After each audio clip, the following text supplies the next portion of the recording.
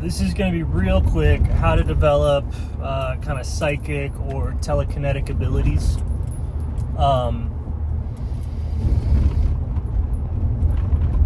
Especially like moving the air or moving elements. That's moving what's already happening is a lot easier than just manifesting force, right?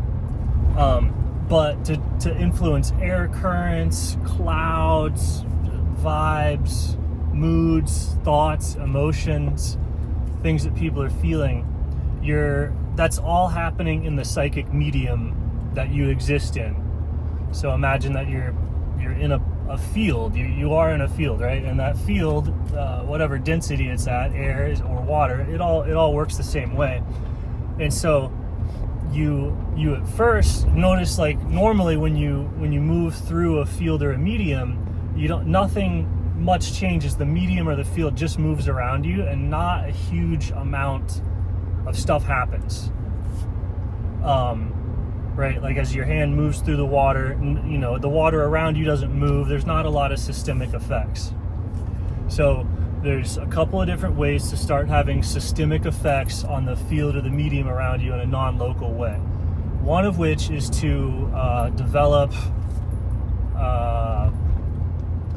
vortices or currents or flows around and connected to you. And so this is what your heart's doing. This is what your metabolism's doing.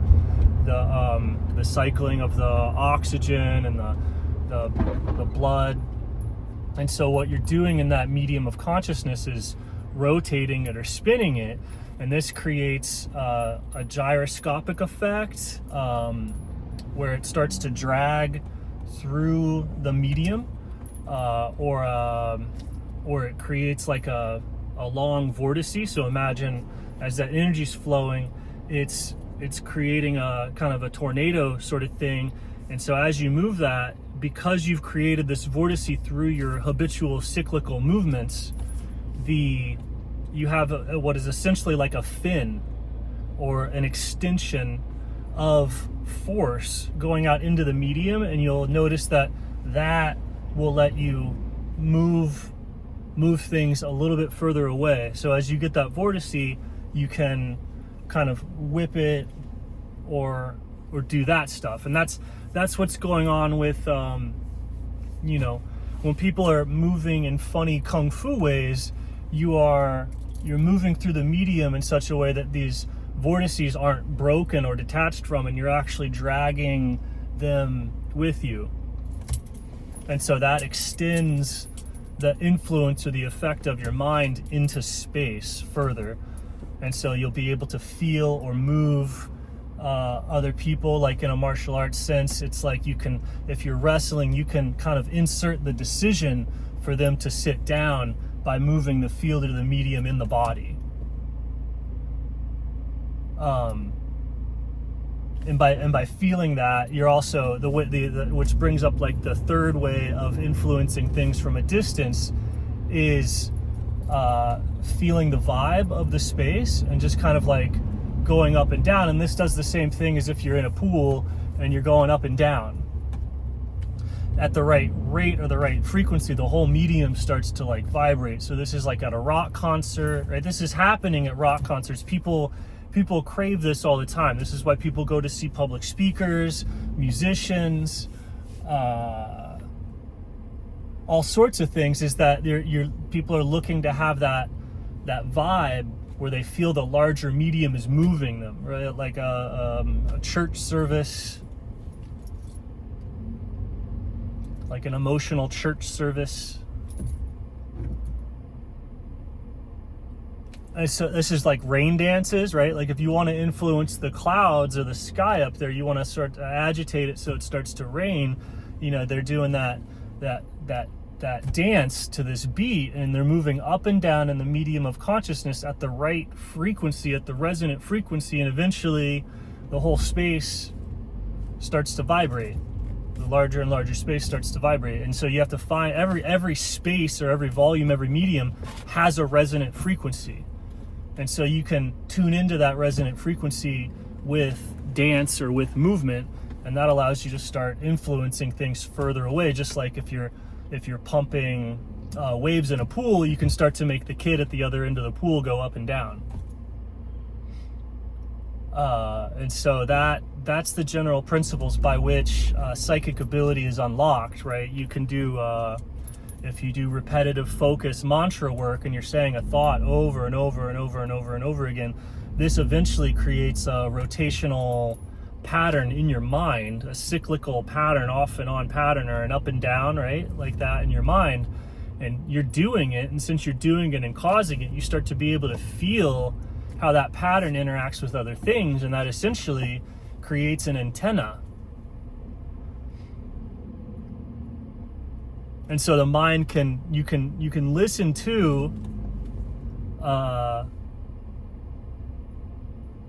things in the mind with that the sensitivity of that antenna. It's like the mind sticks that pattern out the same way that if you hold a string out, you can see the wind easier, right? So you can hold a thought out and see how the mind moves the thought around and feel that, and you have a psychic extension. And so that's happening all the time. So like the psychic powers is like really just not taking this stuff for granted and seeing, how is it that I'm having any thought? How is it that I'm doing anything? How is it that I'm influencing anything? And just having a little bit of ingenuity or a little bit of creativity and understanding how, what discipline is, what, working out is. People have the concepts of exercise and discipline and practice and stuff like that is completely unconscious and retarded. Like, you're doing the average Western exercise thing is like, I'm going to basically stress my body so that it gets better. And then that's the level of intelligence that all exercise is done. Like, nobody's actually trying to, modulate their energy flows or to influence their consciousness around them and stuff. Like, it's just kind of obvious. Like, no, if you're gonna tinker, like, why not do it intentionally? Like, if you're trying to tinker with the energy.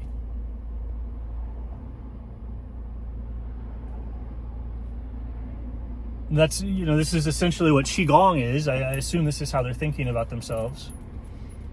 And so if you understand this at the most basic level and you actually start to do this, then you'll see that psychic powers and magical abilities and stuff like that is really not a big deal. It's not any different than having a strong bench press, and it's like just as useful. If you're in the right job and you're like a firefighter or something like that, being super strong is probably helpful. Just like if you develop some psychic sensitivity or intuition and you're in the right thing, that's, it might be helpful, but it's just a strength. And so people think it's like magical strength, or that it has something to do with being like having a spiritual attainment and stuff like that. And or they go, oh, this is anti-spirituality. Like, don't get the yogic powers, don't get the powers. It's a delusion. It's a delusion. That's as stupid as not pursuing them. It's just an obvious thing that you can do to your mind to better adapt yourself to this world, because you're not retarded, right? So if you have time to like craft, you want to craft mental antennas, just like you want to craft, weave baskets, build houses. Like, you need to craft psychic structures that help you tune into the field and environment around you and help you move through it. Right? Like, if you're a spearfishing person, you need to have fins. Like, you need to have a spear. You have to make that stuff. And so it's the same thing. You need to make these practices, these habits, these vortices of mind. Like, and those vortices need to be strong, right? Like, if your circulation isn't strong, that vortex or that oscillation, as it moves through the world, if you move too quick, you could detach from it or disrupt it or whatever. But if that vortex is nice and strong, like if your heart's strong, you can yank it through the world and whip it and have it do all sorts of different things, and it'll stay connected, it'll stay coherent. Right? Because like when you're doing a cartwheel or a handstand, you're fundamentally taking a vortex and turning it upside down, and it has to keep spinning. Right? Like your circulation system has to keep rotating correctly to have balance. And so if that circulation isn't strong, then the rotation can't happen in, you know, different orientations.